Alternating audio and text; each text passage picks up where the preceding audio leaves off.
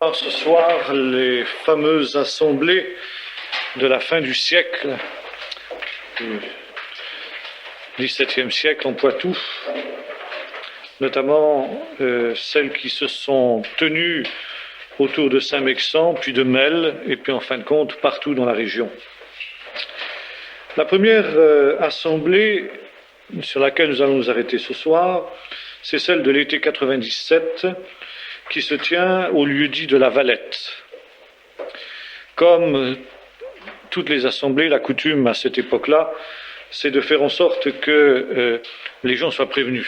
Alors évidemment, il y a tout un système de, de téléphone arabe qui fonctionne. On est averti de bouche à oreille, bien entendu, pas question de faire sonner le tambour pour avertir les gens. Et il y a des différents points de rassemblement. Personne, en principe, ne sait exactement l'endroit précis où va avoir lieu la réunion. Il y a simplement des guides qui, eux, sont au courant et qui viennent chercher les différents groupes qui se rassemblent.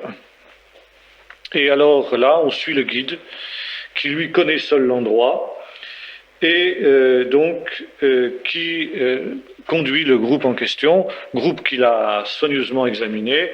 Avant de l'emmener, bien entendu, il a regardé s'il n'y a pas de traître qui s'est glissé parmi eux, s'il n'y a pas d'inconnus suspects. Et puis, quand il est sûr de son monde, donc, il les emmène dans cette réunion. Alors, par exemple, à La Valette, il y avait ce soir-là entre 3000 et 4000 personnes. Hein, c'est considérable.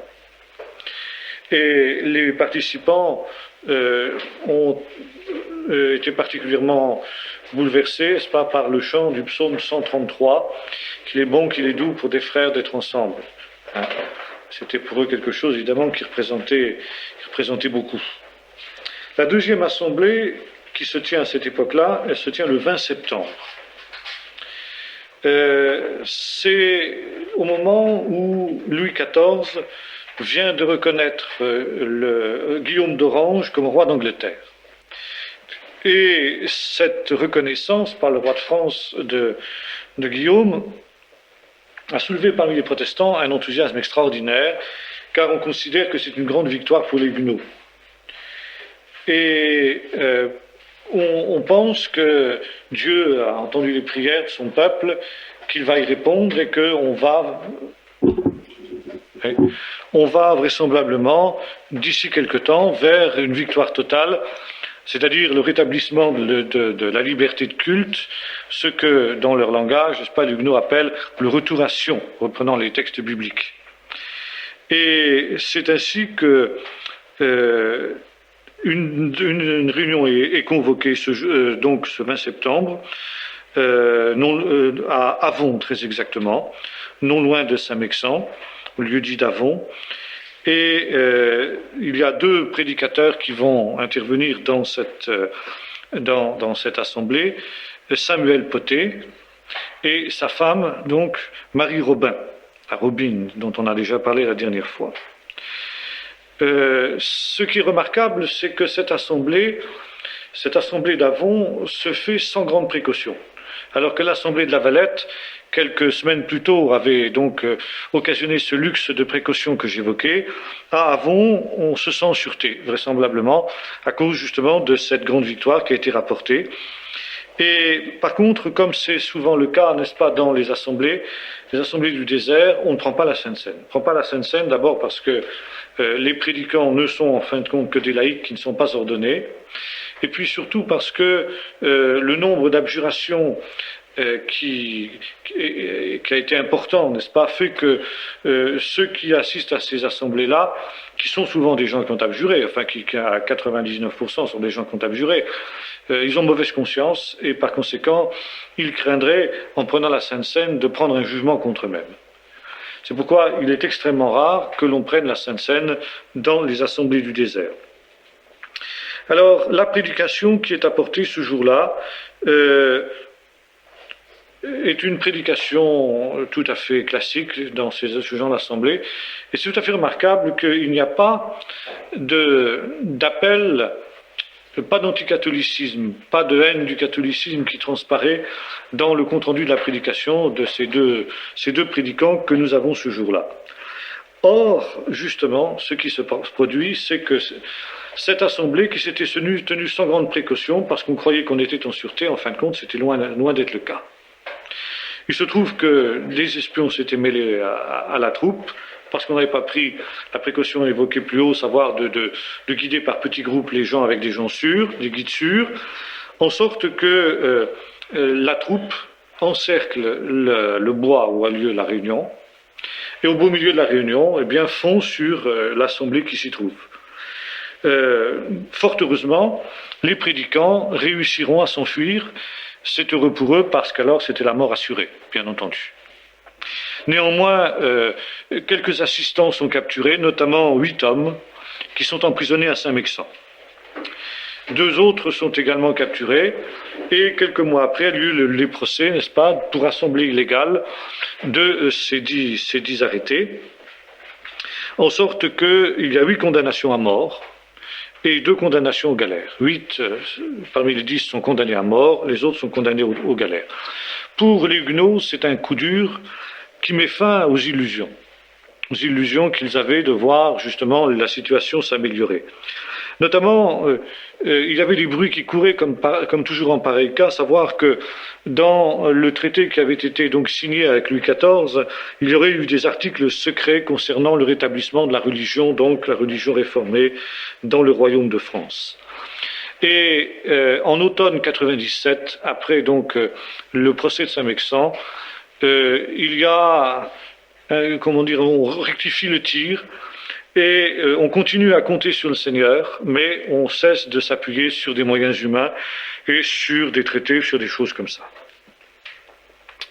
À partir de l'automne 97, le centre spirituel du Poitou se transporte dans la petite ville de Villefagnan, que l'on appellera à cette époque-là la Petite Genève. La Petite Genève, ça en dit long, et notamment un nouveau ministre est arrivé clandestinement justement de Genève pour essayer de reprendre les choses en main. Et c'est sous sa direction qu'est organisée à l'automne 97 une nouvelle assemblée qui a lieu à Bois-le-Bon, lieu-dit de Bois-le-Bon, non loin de Coué, et qui, justement, exceptionnellement, celle-ci comporte une Sainte Seine. Elle comporte une Sainte Seine, notamment parce qu'il y a un ministre ordonné pour la présider. Et alors, c'est un moment extraordinaire, parce que ça fait des années que les protestants du Poitou n'ont plus célébré la Sainte Seine. Et alors, pour eux, c'est un des moments les plus extraordinaires de leur vie depuis longtemps. Il faut dire qu'on avait pris cette fois-ci toutes les précautions qui avaient manqué à l'Assemblée d'Avon, et en particulier le fait que le ministre lui-même était inconnu de la plupart d'entre eux, son identification était difficile. En tout cas, l'Assemblée de Bois-le-Bon aura eu une conséquence tout à fait inattendue, c'est que le directeur du collège de Coué, collège catholique donc, avait réussi à se glisser parmi la troupe des assistants. Il a été tellement bouleversé par la prédication de ce ministre venu de Genève qu'il s'était converti ce soir-là. Et au début de l'année suivante, il quitte brusquement Coué et il se met à son tour à prêcher. Il devient un prédicant, n'est-ce pas, qui va donc accomplir un ministère dans cette région. Il y a, en fin de compte, pendant toute cette période, cette première période du soulèvement pacifique, si l'on peut dire, du Poitou, il y a 3 types d'assemblées. Il y a des assemblées de villages ou de quartiers, ou dans les villes. C'est les plus fréquentes. Quelques familles se rassemblent clandestinement sous prétexte d'une veillée, n'est-ce pas, dans une maison. Et là, toute porte close, n'est-ce pas, on sort la Bible, on chante à mi-voix, pour ne pas être entendu des voisins, bien sûr, des cantiques, des psaumes, et puis on prie, on médite la parole de Dieu ensemble. Ensuite, il y a les assemblées publiques de nuit, telles celles que nous avons évoquées, celle de La Valette, celle d'Avon, celle de Bois-le-Bon. Et puis enfin, quand on se sent suffisamment fort, ce qui est assez rare, eh bien il peut y avoir des réunions publiques le jour. Ça, c'est un très très grand risque. Finalement, les réunions publiques de jour vont avoir lieu essentiellement au XVIIIe siècle, à partir de la mort de Louis XIV, où on commence à se sentir un petit peu plus en sécurité. Et il est certain que les réunions les plus fréquentes sont quand même les réunions de village, les réunions, petites réunions, où il est très rare de se faire prendre. Parce que la police ne peut pas être partout, et qu'il y a tellement de réunions de village que finalement toute la police du royaume n'y suffirait pas, en sorte que bien la police du royaume ferme pratiquement les yeux sur les réunions de quelques familles. Les choses changent quand il y a des réunions importantes, 3-4 000 personnes, bien entendu. Là, ça fait quand même un peu trop pour que les autorités locales ferment les yeux devant le roi. Ça ferait quand même très mauvais effet. En tout cas, les petites réunions de village sont à l'origine de coutumes qui étaient encore pratiquées en Poitou il y a quelques dizaines d'années, n'est-ce pas, ce qu'on appelle les veillées.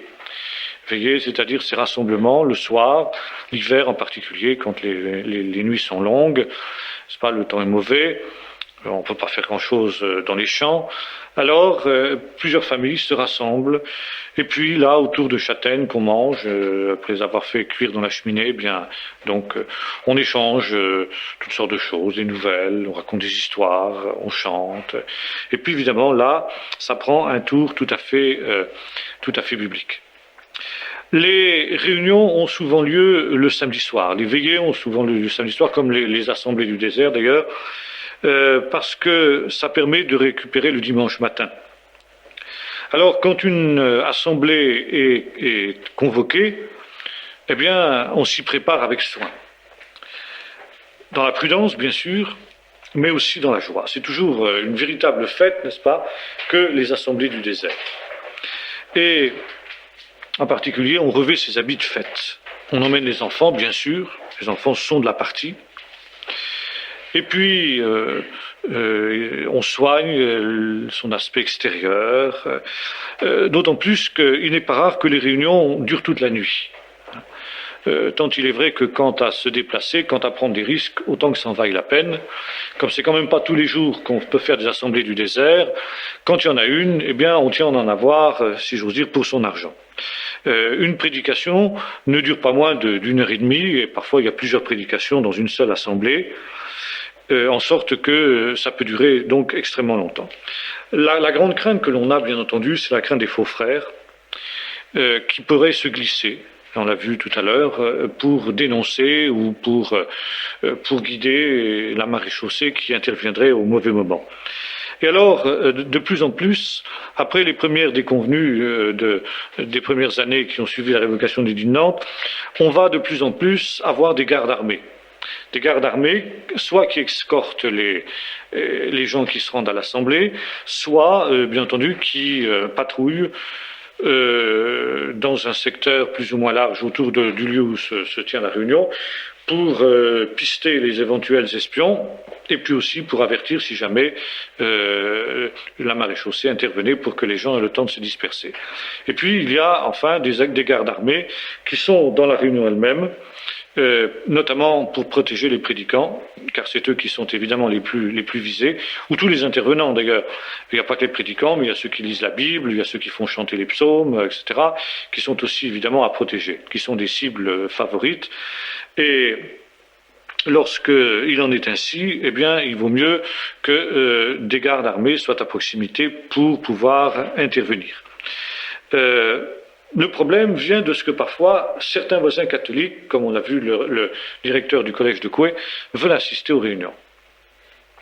Alors, quelquefois, ils en font la demande ouvertement à leurs voisins protestants, n'est-ce pas? La prochaine fois qu'il y aura une assemblée du désert, vous nous avertirez, nous, ça nous intéresse. Alors, que faire? Bon, a priori, sont-ils sincères? Bon, il y a eu des cas où on a introduit des gens comme ça qui ont trahi. Mais même parmi ceux qui sont en principe des frères, il y a aussi des faux frères qui trahissent. Or, peut-on refuser à quelqu'un qui veut écouter l'Évangile la possibilité de l'entendre? Et il y a des cas nombreux, n'est-ce pas, où des catholiques se convertissent dans les assemblées du désert. Alors, c'est toujours un dilemme pour savoir si on accepte ou non que les voisins, amis catholiques, n'est-ce pas, viennent. Finalement, c'est un petit peu la famille qui les invite, qui prend la responsabilité, qui flaire, les connaissant intimement, ou plus ou moins intimement, n'est-ce pas, savoir s'ils sont sincères ou pas. Alors ça, c'est toujours un peu le problème. Alors, bien entendu, on arrive de tous les coins, de tous les villages environnants. On vient avec ses sièges pliants. Et puis, comme ça se faisait encore juste après la guerre, n'est-ce pas, avec ces chaufferettes, c'est-à-dire des espèces de petits récipients en terre cuite ou bien en bois, enfin ou en métal, dans lequel on a mis métal recouvert de bois toujours, on a mis des braises ardentes. Ce qui permet d'avoir chaud aux pieds. On met les pieds dessus pendant la réunion et ça permet d'avoir chaud aux pieds. Surtout que si la réunion doit durer plusieurs heures, voire toute la nuit, il est bon d'avoir pris ses précautions à ce niveau-là. Alors, on part avec des lanternes, n'est-ce pas? On s'éclaire avec des chandelles de suif. Alors, c'est bien pratique parce que on s'enveloppe dans un manteau pour on cache son visage, de peur d'être reconnu par des gens qui passeraient par là puis qui pourraient vous dénoncer ensuite. Alors, évidemment, les voisins catholiques voient bien qu'il y a des ombres qui partent dans les bois, etc. Se doutent bien quelque chose qui se passe. Quant à repérer ceux qui sont allés, ça, c'est une autre paire de manches parce que c'est extrêmement difficile. Et puis, on a un bâton. On a un bâton avec soi. Un bâton pour plusieurs raisons, pour ça aide à marcher bien sûr, mais surtout, si jamais malgré tout on faisait une mauvaise rencontre, et ça arrive, n'est-ce pas, eh bien on n'hésitera pas à jouer du bâton pour essayer de se dégager, pour essayer de fuir la maréchaussée qui pourrait intervenir. Seuls les gardes, ceux qui sont les gardes officiels, ou des nobles qui pourraient participer aux assemblées ont des armes à feu. Car être pris avec une arme à feu, c'est une rébellion armée, n'est-ce pas, contre l'autorité royale, et ça vous conduit soit à la potence ou au mieux aux galères. Donc on prend bien soin de ne donner d'armes à feu, n'est-ce pas, qu'à des gens qui sont parfaitement sûrs. Et puis alors, on s'installe, on s'installe. Et le prédicant n'arrive pas tout de suite en général. Il est là à proximité, mais il n'intervient pas tout de suite. Pourquoi? Parce qu'on craint toujours une intervention de la force publique. Et en général, on attend plusieurs heures avant que le prédicant n'intervienne. Plusieurs heures où, bon, en principe, le danger est un petit peu moindre. Alors, en attendant le prédicant, qu'est-ce qu'on fait? Eh bien, on lit la Bible. Il y a des lecteurs de la Bible qui se succèdent parce que tout le monde n'a pas la Bible, bien évidemment. Alors on lit la Bible à haute voix, puis on chante beaucoup. Pendant des heures et des heures, on chante, comme dans tous les réveils. Par exemple, le réveil du Pays de Galles en 1905, c'était la même chose. Des heures et des heures avant, les gens étaient là en attendant l'arrivée du prédicateur et on chante. Alors, c'est à partir de 1688 que les Huguenots essuient de la mousqueterie de la part de la maréchaussée royale, les premières fois donc sans les rendre. Et ce n'est que quelques années plus tard que finalement ils vont riposter. Bon, pendant les assemblées, on sort aussi des livres interdits. On ne lit pas seulement la Bible, mais aussi des livres interdits, n'est-ce pas? Des livres de foi, bien sûr, des pieux. Et alors, il y a toujours quelques personnes pour faire la lecture publique, parce que la moyenne des paysans poitevins, c'est lire. Ils ont un niveau d'instruction qui est en général plus élevé que la moyenne de leurs concitoyens catholiques. Et il y a toujours des gens qui savent suffisamment lire pour lire la Bible, bien sûr, et puis aussi pour lire d'autres livres. Alors donc, un lecteur fait la lecture de la Bible ou de quelques livres pieux. Bien entendu, c'est involontaire parce qu'il prend un risque énorme ce faisant. Ce n'est qu'en 1697 qu'on commence à fabriquer des chaires portatives, n'est-ce pas, qu'on dresse donc dans le lieu de la réunion, et puis qui est ensuite démontée, chaque pièce s'emboîtant l'une dans l'autre en l'espace de quelques minutes. Et alors, quelques personnes sont désignées pour avoir ces pièces-là chez elles. Bien entendu, si un individu avait une chaire entière chez lui, ça semblerait suspect. Maintenant, voir une pièce de bois chez soi, à côté de son établi, qu'est-ce que vous voulez, quoi de plus anodin que cela, n'est-ce pas? Et alors, finalement, quand tous les participants ont amené leurs pièces de bois, finalement, que sur place, ça fait une chaire. En 1719, on va avoir un peu plus d'audace et on ira jusqu'à faire des réunions clandestines sur les ruines des temples détruits. Ça provoquera des représailles immédiates à cette époque-là. On suit pendant ces réunions la liturgie calviniste classique. Et c'est ainsi que en 1691, déjà, à Coué, pour le jour de Noël, il y a une première réunion clandestine au cours de laquelle on va en particulier chanter le psaume 74. Cette réunion à Coué, ce soir de Noël, va durer 5 heures. Alors, dans le froid de la nuit de Noël, vous pouvez imaginer ce que ça pouvait être. Et puis, à l'issue de la réunion, on fait une quête en faveur des pauvres parmi la communauté et surtout les prisonniers, les galériens et les prédicants. Car on peut quand même, en soudoyant les gardes, envoyer des secours à ce qu'on appelle l'église sous la croix, c'est-à-dire justement ceux qui sont en prison ou ceux qui sont aux galères. Et on ne se fait pas faute de le faire, n'est-ce pas, rappelant de se souvenir des frères persécutés, et ces pauvres paysans qui souvent sont sans sous, eh bien, se privent pour apporter des secours à leurs frères qui sont en prison. En Bas-Poitou, où il y a une majorité de catholiques, c'est-à-dire Bas-Poitou, c'est ce qu'on appelle, c'est la Vendée essentiellement, parce qu'aujourd'hui c'est la Vendée, où il y a déjà à cette époque-là une majorité catholique, certains pasteurs venus du refuge vont tenter d'exercer un ministère. Et là, la prédication, si vous voulez, le thème général des prédications des assemblées du désert tourne autour de 2 ou 3 thèmes. Finalement, on retrouve à peu près ces thèmes dans toutes les prédications du désert qui nous sont parvenues. Il faut se détacher de l'emprise catholique. Finalement, c'est ça le point essentiel. Alors, à partir de là, le thème principal, c'est la repentance. La repentance, on a à se repentir d'être passé au catholicisme, d'avoir abjuré, d'avoir commis une véritable trahison et par conséquent d'être des apostats. Et cette situation de persécution à laquelle on se trouve, disent les prédicateurs, est le résultat du relâchement dans lequel on s'est trouvé pendant les temps heureux de l'édit de Nantes. Dieu a châtié son peuple durement, comme il avait châtié le peuple d'Israël quand il s'était relâché au temps des juges ou dans des temps semblables, et il a envoyé la persécution. Mais bien loin de saisir cette persécution pour se repentir, le peuple de Dieu a saisi cette occasion-là pour apostasier. Et par conséquent, il y a un appel vibrant à la repentance. Et la repentance, ça consiste essentiellement à rompre avec Rome, à cesser de pratiquer les cérémonies païennes, à fléchir les genoux devant les Baals et les Astartés, comprenez les statuts catholiques, le Saint-Sacrement en particulier et les choses semblables. Et par conséquent, on s'engage, celui qui se repent s'engage à rompre avec l'Église catholique, à ne plus faire baptiser ses enfants à l'Église catholique, à ne plus envoyer ses enfants au catéchisme catholique, à ne plus se marier dans le catholicisme, ne plus se confesser, ne plus communier, enfin bref, etc., etc.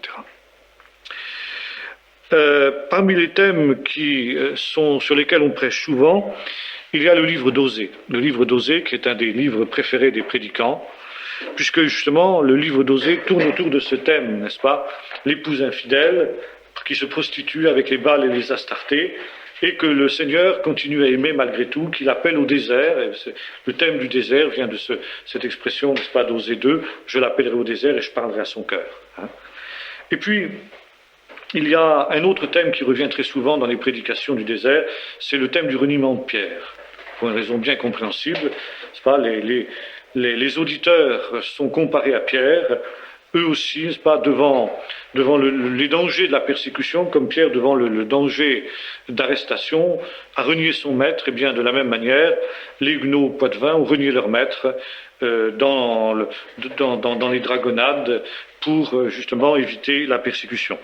Et Pierre, donc, était revenu au Seigneur, s'était repenti, et le Seigneur l'avait accueilli à nouveau. De la même manière, ceux qui allaient se repentir, romperaient avec le péché, eh bien, le Seigneur les accueillerait à nouveau dans sa grâce.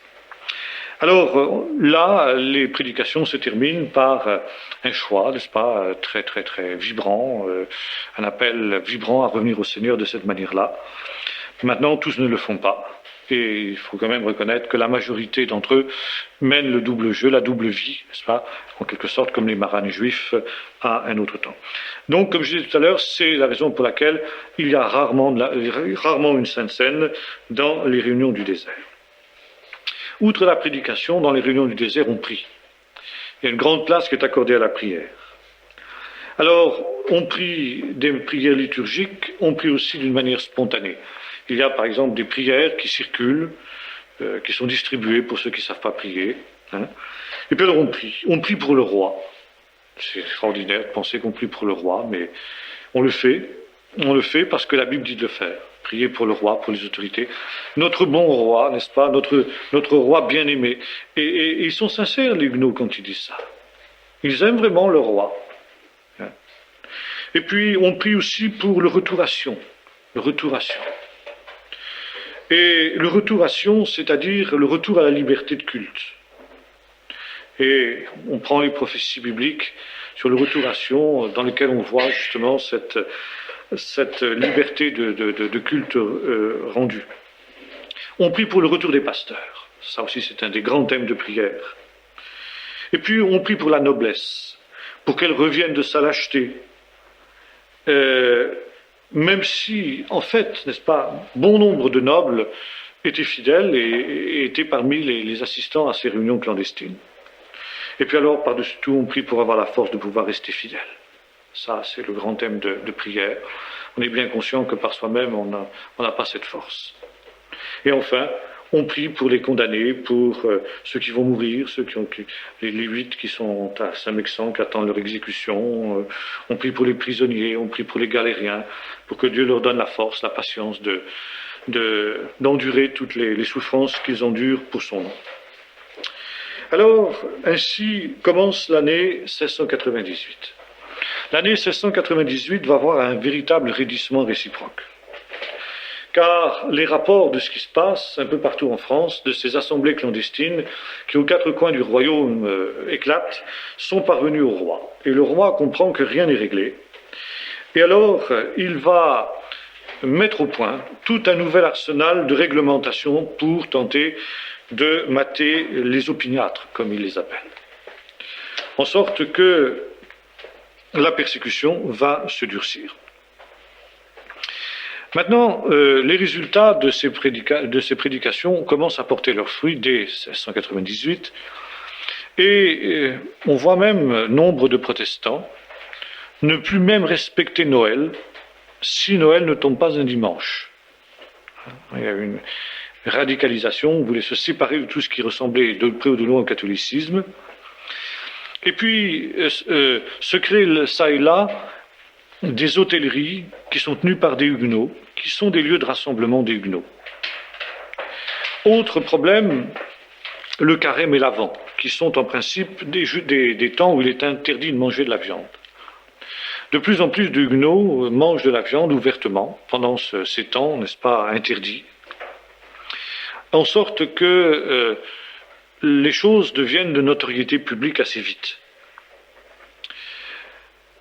Parfois, certains vont jusqu'à briser les statues, comme faisaient les premiers protestants.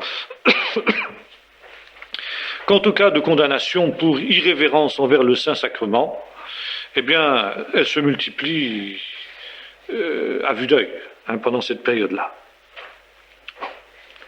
Notons également aussi un point tout à fait intéressant, c'est que contrairement à ce qui se passe en Cévennes, le phénomène du prophétisme, le phénomène charismatique est extrêmement limité en Poitou. Il y en a quelques-uns, mais très peu, n'est-ce pas, et assez peu reconnus. Maintenant, il y a pour les Huguenots, à cette période-là, un autre problème extrêmement difficile, c'est le problème de la mort. Nous avons vu que celui qui est mort sans avoir été muni des sacrements de l'Église catholique, s'entend, ne sont pas autorisés à être enterrés dans les cimetières communaux, ce qu'on appelle en terre sainte, comme si la terre des cimetières pouvait être sainte. Enfin. Et c'est la raison pour laquelle les Huguenots avaient développé des petits cimetières familiaux au fond de leur propriété en général. Donc, on est obligé d'enterrer les morts clandestinement et aussi dans des lieux qui sont clandestins. Mais c'est non seulement l'interdiction d'enterrer les morts dans le cimetière paroissial qui est refusée, mais s'il y a eu inhumation clandestine, les héritiers sont dépossédés de leurs biens, qui passent à l'État.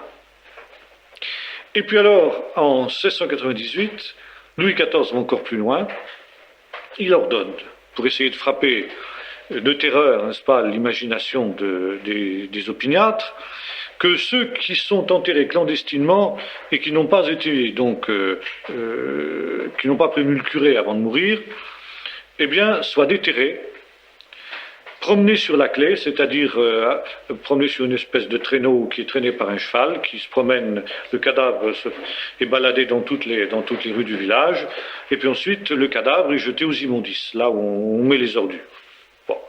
Alors c'est un spectacle assez sinistre, on peut l'imaginer, que de voir comme ça un cadavre en putréfaction être promené, traîné par un cheval dans les rues de la ville. On fait même d'ailleurs un procès au cadavre, d'ailleurs avant de le traîner sur la clé, on le déterre, tout puant, on l'assied au tribunal, les juges qui faisaient ce genre de choses avaient avoir du cœur certainement, et puis on le juge, n'est-ce pas, puis on le condamne ensuite à être traîné sur la clé, son cadavre jeté aux immondices. Pour le mort, ça lui fait une belle jambe, mais pour ceux qui assistent au spectacle, et pour la famille en particulier, vous pouvez imaginer ce que ça peut représenter. Alors, finalement, ce spectacle répugnant provoque une telle levée de boucliers dans la population, y compris parmi la population catholique d'ailleurs, que finalement Louis XIV est obligé de revenir un peu en arrière et de faire en sorte que finalement les exhumations sont clandestines, enfin se font en catimini, et puis on jette le cadavre à la voirie sans tambour ni trompette, quoi. Bon, alors devant et puis surtout le pire, c'est que les biens du mort sont confisqués. Alors, c'est surtout cette dernière mesure, plus encore que l'exhumation des cadavres, qui font que finalement beaucoup d'Huguenots se décident à faire venir le prêtre au moment de la mort. Alors, bon, il y a tout un ensemble de, comment dirais-je, on triche, on peut tricher relativement facilement, n'est-ce pas ? Bon, celui qui va prévenir le curé attend le dernier moment, au moment où vraiment le mort est à la dernière extrémité, et puis quand le curé arrive, malheureusement, le moribond est déjà mort, quoi. Alors, le curé ne peut rien faire, mais on a prévenu le curé. La famille ne tombe pas sous le coup de la loi qui l'exproprie dans ces cas-là. Bon, alors malheureusement, si le moribond est encore vivant, alors là, ces derniers instants sont particulièrement pénibles, parce que le prêtre essaie absolument de lui arracher une abjuration, enfin des paroles qui le mettent lui en contradiction avec sa foi. Il a juré parfois dans les assemblées du désert qu'il n'aurait plus aucun contact avec l'Église catholique, alors il le voilà, dans ces derniers moments, n'est-ce pas, obligé de lutter contre le prêtre qui veut absolument le ramener dans les girons de l'Église catholique. Alors, on connaît des cas où la famille est excédée de le prêtre qui turlupine le mourant. Alors la famille prend le prêtre puis le fiche dehors. Bon, alors à ce moment-là, c'est la fin de tout, bien sûr. Ils sont expropriés après la mort de celui qui aurait dû donc être administré par le prêtre. Alors, le combat de la mort est un des combats les plus difficiles que les Huguenots ont à endurer pendant toute cette période terrible. Donc, à partir de 1696, aussi en Languedoc, les assemblées du désert battent leur plein. Là, en Languedoc, c'est une résistance beaucoup plus active, nous l'avons vu, qui va déboucher sur une révolte armée et qui met en œuvre des dizaines et des dizaines de prédicants. Hein. Maintenant, le Poitou, lui, a été la première région martyre, et de ce fait, il occupe une place tout à fait particulière. Et cette année-là a lieu aussi une autre assemblée dans l'enclos de la Martinière, qui est la première assemblée dans laquelle les premiers signes annonciateurs du réveil sont manifestes. Et alors, cela coïncide, nous l'avons vu tout à l'heure, avec les espérances des persécutés après l'arrivée de Guillaume d'Orange sur le trône d'Angleterre. Et alors, on commence en particulier aussi à scruter les prophéties de Daniel. Nous avons vu dans quel sens, n'est-ce pas, on les appliquer à cette situation-là.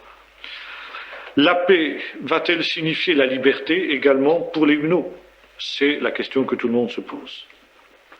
En attendant ce temps où la liberté sera instaurée, comme on croit vraiment qu'on touche à la liberté, eh bien, les assemblées illicites se multiplient.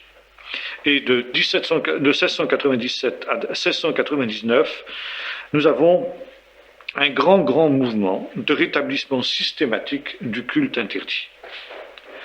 À Pâques 1697 a lieu une grande assemblée, toujours dans l'enclos de la Martinière, où on attend la liberté, après ces 9 ans de guerre qui viennent de trouver ici leur fin. Et on anticipe l'événement. On rétablit les assemblées publiquement. Et il y a maintenant des cultes qui vont avoir lieu régulièrement, à Bois-le-Bon, à Saint-Sauvant et à Vancé en particulier. Le prédicant qui a la charge de ces 3 paroisses n'est autre que Samuel Poté, qui a sa résidence à Ron, et puis l'ancien régent de l'école de Coué qui s'est converti dans les circonstances qu'on a vues, et puis Marie Robin qui, elle, a son centre à Bois-le-Bon. Malheureusement, on a un peu vite anticipé l'événement, car la persécution ne tarde pas à se rallumer.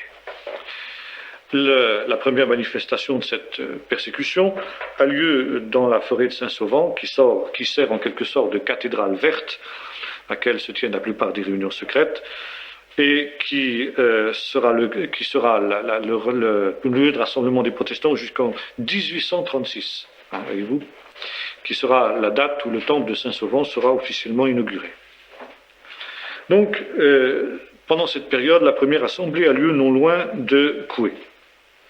Et là, le marquis de Vérac, l'apostat, dont nous avons parlé la dernière fois, lieutenant général du Haut-Poitou, surprend la réunion, qui se tient sur ces terres, peut-on dire. Il y a 42 arrestations. Il faut dire que la petite bourgeoisie de Coué, qui est le grand centre à cette époque-là, est farouchement catholique, très opposée au protestantisme, et il y a donc de nombreux procès, qui se termine par, là comme c'était le cas à Saint-Mexan, 8 condamnations à mort. Heureusement, les condamnés sont graciés par le Parlement de Paris. De la part du roi, c'est une erreur, car le fait que ces condamnés sont graciés, c'est-à-dire graciés, j'imagine qu'ils ont dû être condamnés à des peines de prison, des choses semblables, voire de galère, font qu'on se sent la liberté de recommencer. Et à la Pentecôte de la même année, 1697, on récidive le jour même où s'ouvrent les négociations avec la Hollande. La prédication dure 2 heures, elle porte sur Osée 11, et devant l'inertie royale, le mouvement ample et s'embellit. Dans chaque village, on rétablit spontanément le culte. C'est à cette époque-là que, on peut dire 16% seulement des protestants français continuent à fréquenter les églises catholiques. 16%. Dans les prisons, le réveil aussi se répand, notamment dans les prisons de femmes, les couvents. Tellement d'ailleurs que les captives prient entre elles, elles organisent des réunions de prière, et elles sont régulièrement, évidemment, convoquées par les religieuses, les supérieures en particulier, qui tentent de les convertir, et c'est l'inverse qui se produit. Plusieurs religieuses, y compris des supérieures de couvent, se convertissent dans les entretiens qu'elles ont avec les captives huguenotes qui les amènent à la foi. C'est le cas, par exemple, d'une Couésienne, qui s'appelle Françoise Dupont, qui a été jetée au couvent et qui convertit donc la supérieure de son couvent. Si bien qu'en 1699, les persécutions reprennent sur une grande échelle. C'est alors seulement qu'on se rend compte qu'on n'aura pas la liberté attendue. C'est cette même année que Samuel Pottet et Marie Robin quittent la France, parce qu'ils sont traqués, cernés tellement qu'ils comprennent qu'il vaut mieux qu'ils prennent le large, sinon c'en est fait d'eux.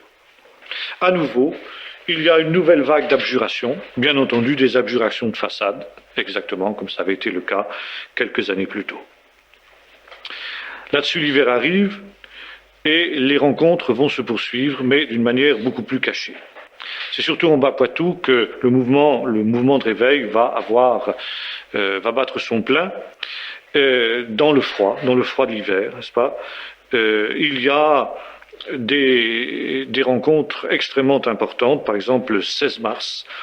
Plusieurs milliers de personnes venues de tout le Poitou se rassemblent pour une prédication de 2 heures, où 2 orateurs prêchent en même temps. Il y a une autre assemblée qui dure 12 heures, n'est-ce pas?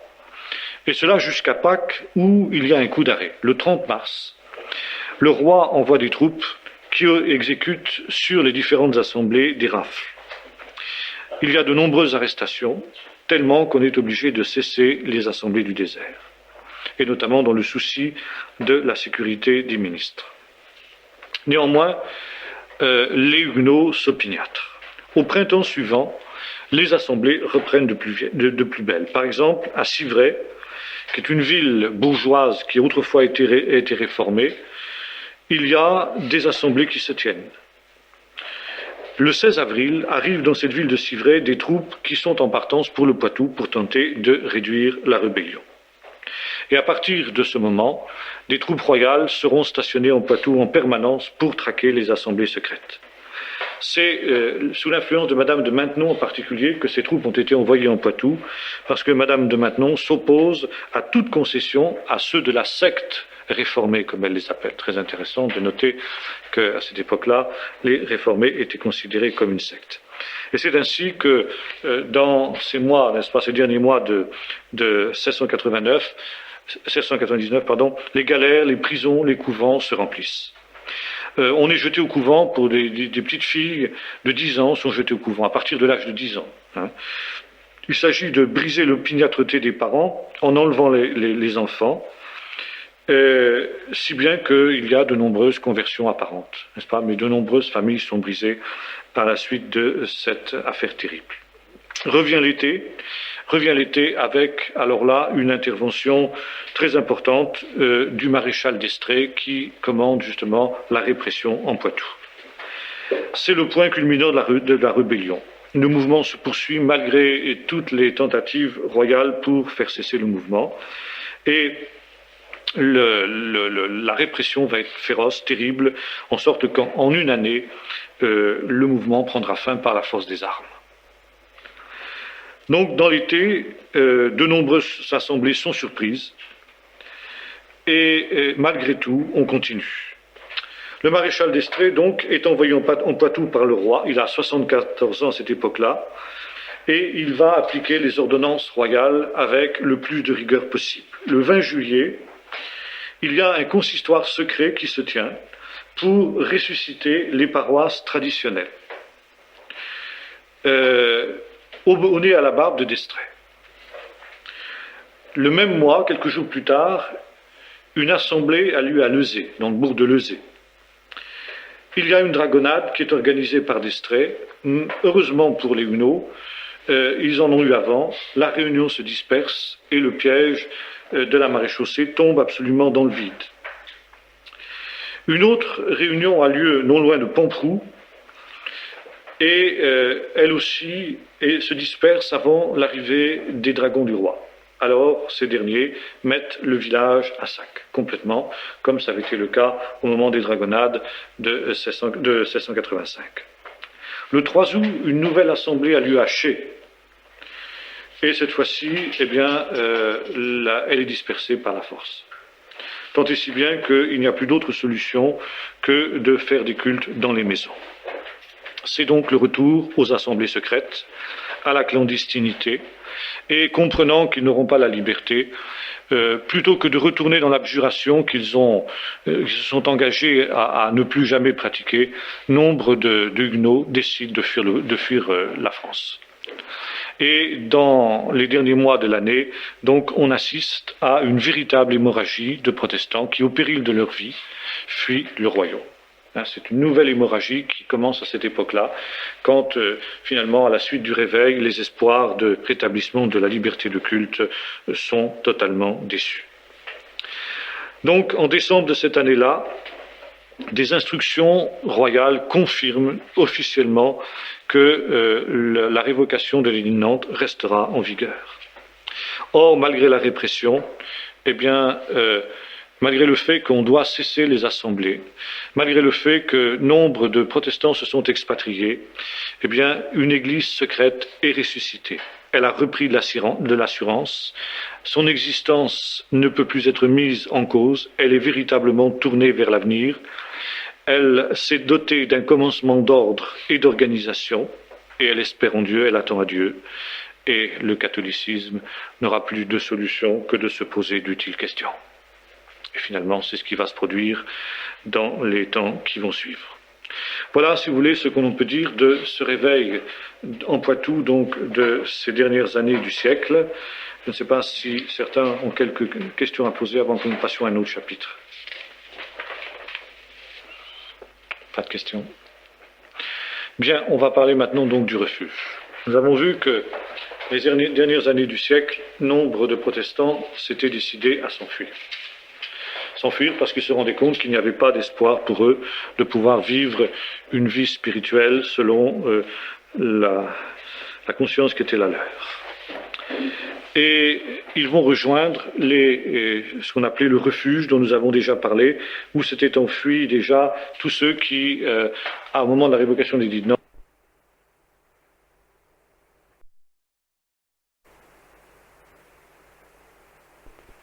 de se convertir au catholicisme. La plaque tournante du refuge à cette période-là était Francfort. Depuis 1628, il y avait à Francfort une importante communauté d'Huguenots et qui s'était enrichie un an après la révocation des édits de Nantes de 34 000 Huguenots. 34 000 Huguenots venus de tous les coins de France. La plupart d'entre eux arrivaient souvent en mauvais état physique. Ils avaient enduré des privations, des intempéries, des accidents, et beaucoup mouraient en arrivant. Alors il avait fallu organiser des hôpitaux pour accueillir la plupart de ceux qui arrivaient, les soigner, avant qu'ils puissent s'intégrer donc dans la vie normale. À côté de Francfort, nombre de protestants fuyaient, mais ils fuyaient le plus près possible de la frontière française. Et ceci parce qu'on espérait qu'un jour des temps meilleurs permettrait de revenir chez soi. Seulement, au bout d'un temps, les petites villes qui étaient situées en bordure des frontières françaises ne pouvaient pas contenir évidemment tous les réfugiés qui arrivaient, et on était bien obligé de partir plus loin. Il est à noter aussi que certains catholiques fuyaient aussi avec les Huguenots, non pas parce qu'ils s'étaient convertis au protestantisme, mais parce qu'ils avaient aidé les protestants. Et ayant aidé les protestants, ils étaient suspects, ils étaient eux-mêmes recherchés, en sorte que finalement ils fuyaient avec ceux qu'ils avaient aidés. Et puis, après le début des persécutions contre les jansénistes, dont nous aurons l'occasion de parler plus tard, nombre de jansénistes ont fui aussi dans le refuge, et ils y ont été reçus et assistés. Ce sont de véritables marins protestants qui, une fois arrivés dans les pays du refuge, ont abjuré le catholicisme auquel ils avaient fait allégeance de façade à partir du moment où ils passaient la frontière. La plupart d'entre eux se sont mis à travailler dans leur profession et souvent ils ont fait la richesse des pays au milieu desquels ils sont venus s'installer. Par exemple, pour ce qui est de la Bretagne, l'essentiel de l'industrie de la voilerie pour la marine, n'est-ce pas, était entre les mains des protestants. Et les protestants bretons sont partis essentiellement pour l'Angleterre, c'est évidemment ce qu'il y avait de plus logique, et ils ont mis leur savoir-faire au point de vue voile à la disposition de la marine britannique, ce qui a fait la fortune justement de la marine anglaise pour les siècles futurs, n'est-ce pas ? Ceux qui sont allés en Allemagne c'était souvent des orfèvres. L'orfèvrerie française était en général entre les mains du Huguenot. L'orfèvrerie et puis tout ce qui était la métallurgie. Et les Huguenots étaient experts dans toutes ces choses-là, et ils ont permis en particulier de perfectionner les armes, les canons et choses semblables, l'industrie des armes, en Allemagne en particulier, et ils ont donc contribué à développer l'armement des armées qui devaient ensuite combattre contre la France. Si bien que la manœuvre a été extrêmement négative pour l'État français dans son ensemble. Alors, bon, le refuge était essentiellement Francfort, nous l'avons vu.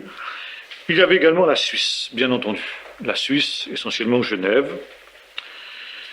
Et la Suisse, n'est-ce pas, c'était une situation un petit peu ambiguë, parce que les Suisses étaient mercenaires dans toutes les armées du monde, et notamment dans l'armée française. Il y avait de très nombreux Suisses qui étaient au service du roi de France.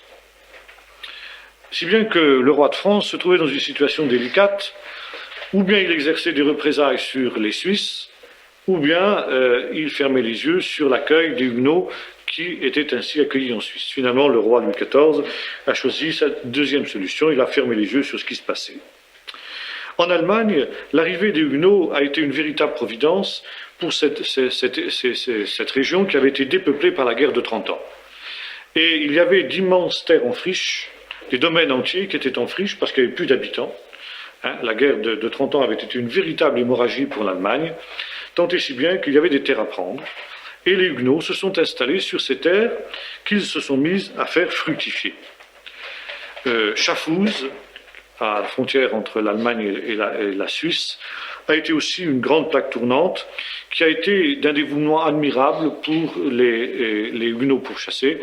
Un de mes ancêtres s'y est réfugié après avoir été libéré des galères. Il avait été racheté, comme on pouvait faire à cette époque-là. C'était la fin de la période, c'était en 1715. Donc là, c'était la fin de l'épisode des Galériens. C'était assez facile de racheter les Galériens. Il a été racheté par des gens de Schaffhouse qui ont ainsi obtenu sa libération. Il est allé finir ses jours à Schaffhouse. Bien, dans cette ville, au XVIIIe siècle, les Huguenots formaient un quart de la population. À Lausanne, ils formaient 1/5 de la population. Ils avaient leurs propres églises, leurs œuvres charitables, tout un ensemble d'une infrastructure qui était la leur. Ils ont aussi contribué, comme c'était des orfèvres, au développement de l'horlogerie suisse. Et là, si l'horlogerie suisse est venue une des premières du monde aujourd'hui, c'est en grande partie grâce aux Huguenots venus se réfugier en Suisse. Ils ont développé la banque, les grandes banques protestantes, n'est-ce pas, qui se sont installées là-bas, le commerce. Par exemple, la confiserie, la chocolaterie, par exemple, les chocolats Suchard, qui sont réputés dans le monde entier, eh bien, ont été fondés par des Huguenots qui sont venus se réfugier en Suisse. Bien sûr, ça ne se faisait pas toujours d'une manière harmonieuse. Il y avait bien entendu des frictions avec les gens du lieu, parfois, l'industrie locale en particulier, notamment dans le domaine de l'industrie textile, mais finalement, dans l'ensemble, ça s'est pas trop mal passé. Autre lieu du refuge, c'était les Provinces-Unies, c'est-à-dire la Hollande. En 1579, cette province s'était libérée du joug espagnol et avait formé une confédération dite Confédération des Provinces-Unies. Après la révocation de l'édit de Nantes, entre 50 000 et 75 000 réfugiés huguenots vont venir s'installer dans ces Provinces-Unies. Et il y aura donc, à partir de cette date, jusqu'à nos jours, une présence d'églises de langue française qui seront les églises réformées wallonnes, comme on les appelle là-bas. On allait en Hollande parce que les Huguenots savaient là-bas qu'ils auraient d'excellentes conditions d'accueil. Et notamment, surtout à Amsterdam, qui était la grande plaque tournante. C'est intéressant de noter d'ailleurs que les Maranes qui fuyaient le Portugal à cette époque-là, eh bien, trouvaient aussi à Amsterdam des conditions d'accueil extraordinaires. Et Huguenots et Maranes portugais en particulier ont fait la fortune de la Hollande et la fortune d'Amsterdam en particulier, notamment dans le domaine justement aussi de l'orfèvrerie, du commerce du diamant, l'industrie du diamant, n'est-ce pas, a été développée par les protestants et par les juifs qui sont venus s'installer là-bas. Il y avait à Amsterdam une véritable compétition, une véritable émulation entre les habitants de la ville à qui accueillerait le mieux les réfugiés juifs ou protestants. Et alors on cherchait à s'assurer les faveurs des réfugiés. Il y avait, en arrivant, ils trouvaient des sommes d'argent importantes qui étaient mises à leur disposition.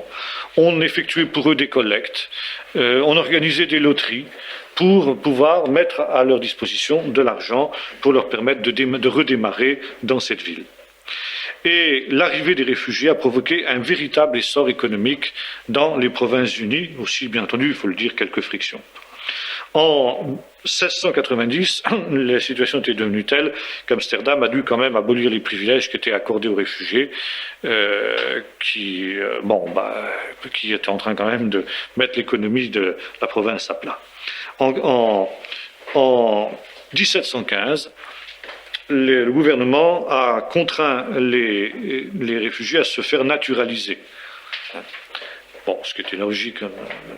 Mais il y a eu quand même une certaine discrimination qui a joué pendant un temps entre les nouveaux Hollandais et puis les anciens. Alors, l'industrie dans laquelle les Huguenots se sont distingués, c'est essentiellement dans le textile, la papeterie, la librairie, la verrerie, le commerce de luxe. Il y a eu 600 pasteurs qui se sont réfugiés à Amsterdam, dont 362 étaient représentés au synode de l'Église réformée de Hollande. Bon, on a trouvé d'ailleurs qu'ils étaient un petit peu en trop grand nombre, ça a posé quelques problèmes. C'est dans ce contexte qu'ont éclaté des controverses théologiques parmi les pasteurs réfugiés en Hollande, notamment la fameuse querelle entre calvinistes et arminiens, sur lesquels nous aurons l'occasion de revenir.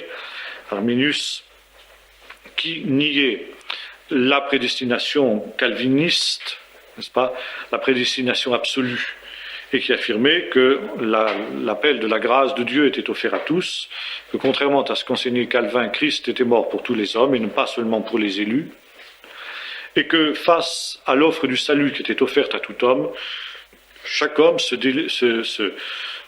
déterminait librement et que par conséquent, rien n'était prédestiné d'avance, personne n'était prédestiné pour le salut ou personne n'était prédestiné pour la perdition. Il y a eu donc un très profond débat qui a gagné les églises wallonnes, c'est-à-dire les églises de langue française qui étaient installées en Hollande, et notamment Jurieu, qui était un pasteur français, a nié cette doctrine de la souveraineté absolue de Dieu, qui lui semblait d'ailleurs être un décalque de l'absolutisme royal qu'il avait un petit peu banni. C'est aussi en Hollande, on sait que Claude Brousson s'était réfugié à La Haye, et c'est en 1685 que, écœuré par ces querelles théologiques, il a décidé de rentrer en France. Il a été trouvé en particulier que ces pasteurs qui étaient installés bien confortablement là-bas en Hollande n'avaient rien de mieux à faire que de se battre pour des questions théologiques, alors que leurs frères, le troupeau qu'ils avaient abandonné, était en train de souffrir et de périr. Et Brousson, lui, n'a pas pu supporter cette situation. Il est donc rentré en France avec les résultats qu'on sait, où il a été donc arrêté et roué vif. Bon, ça a provoqué un certain nombre de sentiments anti-français en Hollande, jusqu'à ce que de nombreux protestants s'engagent dans les armées de Guillaume III. Alors ça, évidemment, ça a contribué pas mal à renforcer les armées hollandaises jusqu'à la paix de Ryswick en 1697, qui a été un choc terrible pour les Huguenots de l'extérieur, les Huguenots du refuge, comme les Huguenots de l'intérieur, qui faisaient circuler, nous l'avons vu, des tracts extrêmement nombreux, annonçant que Guillaume III était donc le nouvel libérateur, une espèce de messie qui allait libérer, après 3 ans et demi de la 7e semaine de Daniel, qui allait libérer donc les Huguenots, puis qui allait instaurer le règne de Dieu sur la terre en quelque sorte. Bon. C'est en 1690 qu'a été publiée la première gazette en langue française, qui montrait comment le dynamisme de la communauté française à Amsterdam. La deuxième génération, par contre, s'est parfaitement intégrée, a adopté la langue, etc., puis a cessé d'être française, si ce n'est de nom. Donc, si vous voulez, voilà quelques points importants du refuge. Nous aurons l'occasion de voir la prochaine fois l'Angleterre, les autres États allemands, et puis ensuite la Prusse en particulier. Voilà, est-ce que vous avez des questions à poser avant que nous ne terminions ?